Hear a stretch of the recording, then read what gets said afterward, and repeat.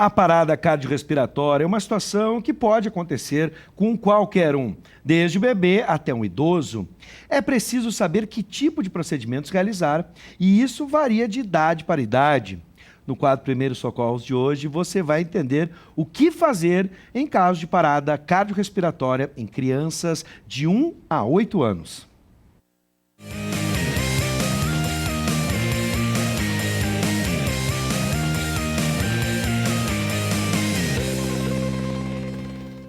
Está conosco o socorrista Paulo Viana, que vai tirar nossas dúvidas sobre o que fazer quando uma criança tiver suspeita de parada cardiorrespiratória. E hoje temos um convidado, o enfermeiro especialista em pediatria, Leandro Matheus. Você aí pode mandar sugestões para o nosso quadro pelo WhatsApp 99588-2374. Bom, sejam bem-vindos. Obrigado. Vamos começar com o titular do quadro, Paulo Viana. Quais são os sinais de que uma criança pode estar sofrendo uma parada cardiorrespiratória?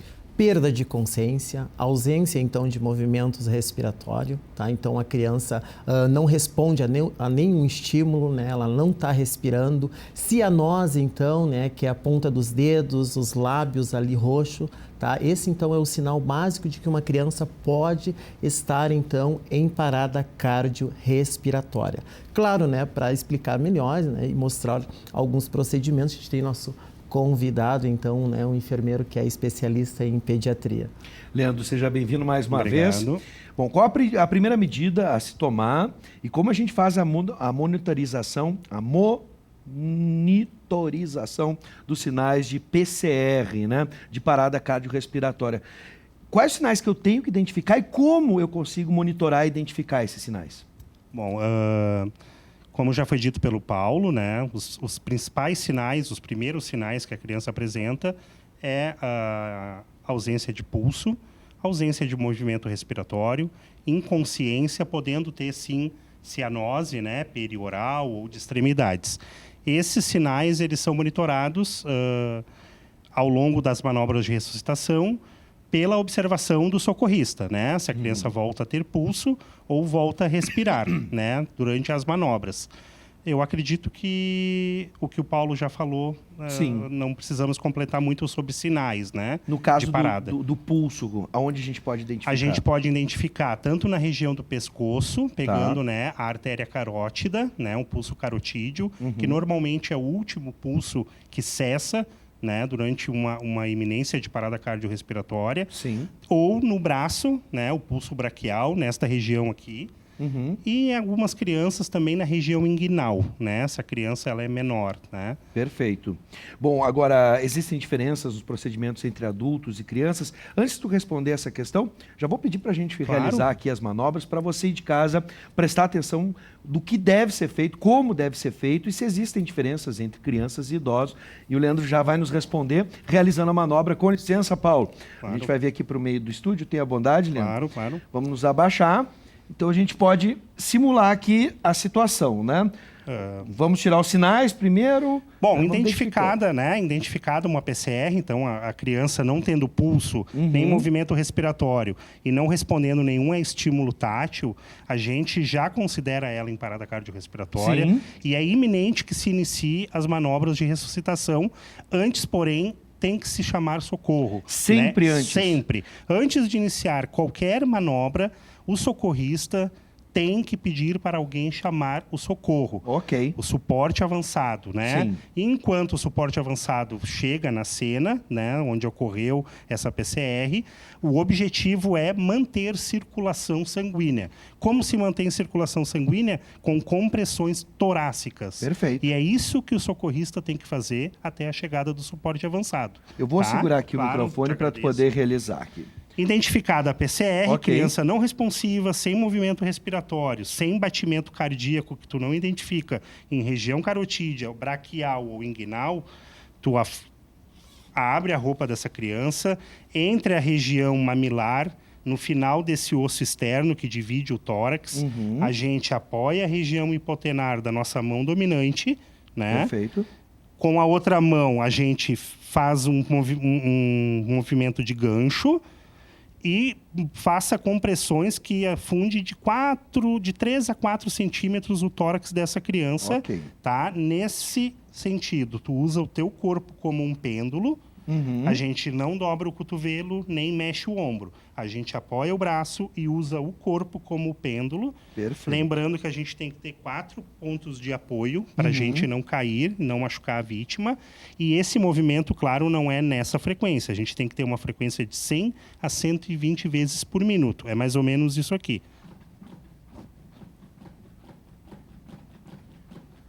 Isso a gente vai fazer até a chegada do suporte avançado. Perfeito. Né? Claro que o socorrista que estiver sozinho, ele vai entrar em exaustão, mas ele tem que manter isso até a chegada do suporte avançado. Pode revezar com alguém? Pode revezar com outras pessoas. A cada 2 minutos pode se trocar esse socorrista e na troca do socorrista, a gente verifica se essa criança voltou a ter pulso ou se ela voltou a respirar. Perfeito. Voltando a ter pulso ou movimento respiratório, cessa-se as manobras. Perfeito. Enquanto não tem batimento cardíaco ou movimento respiratório, a gente segue com manobras até a chegada do suporte avançado. Vou pedir para tu segurar aqui, vamos voltar à posição.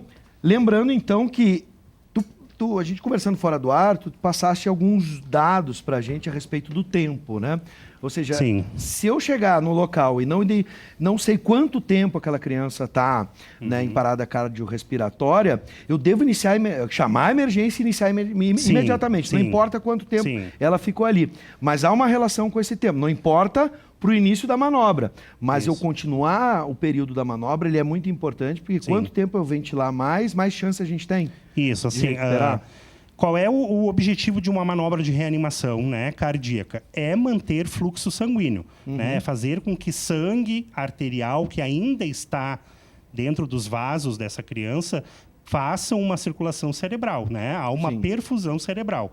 Então, a gente encontrando a criança em parada cardiorrespiratória, mesmo não sabendo se faz 1 ou 2 minutos que ela entrou nesse quadro, a gente imediatamente reinicia, né? Inicia as manobras, as compressões torácicas, porque a gente quer que este sangue circule e passe pelo cérebro. Sim. Os protocolos e os estudos da American Heart Association dizem o seguinte: a cada 1 minuto sem nenhum batimento cardíaco, seja natural ou artificial, por meio de manobra, a gente tem 10% de perda de função cerebral. Sim. Né? Numa conta rápida, 10 minutos de parada, a gente poderia ter uma morte encefálica. Então, encontrando a criança em parada cardíaca, se inicia massagem, compressões torácicas até a chegada do suporte avançado. O que eu não devo fazer de jeito nenhum, e se existem diferenças entre uma massagem cardíaca para crianças e adultos e até mesmo bebês, né? Mas vamos primeiro ficar entre crianças e adultos, né? Crianças, vamos botar de 1 a 8, 10 anos, né? E o que eu não devo fazer de jeito nenhum com essa criança? Bom, o que não se deve fazer, primeiro, é atender essa criança num local não adequado, em cima de uma cama, em cima de uma cadeira, em cima de uma mesa. Tem que ser no chão. No chão. A gente precisa Tá. que ela esteja deitada numa superfície rígida para que a compressão seja eficiente, né? Sim. Para que a gente consiga comprimir a bomba cardíaca, né? Para manter uma circulação. Ok. Claro que a gente já ouviu falar que a gente pode dar um soco no precórdio, mas isso um leigo não caberia fazer. Ou erguer essa criança no colo, botar Boca de a cabeça boca. para baixo.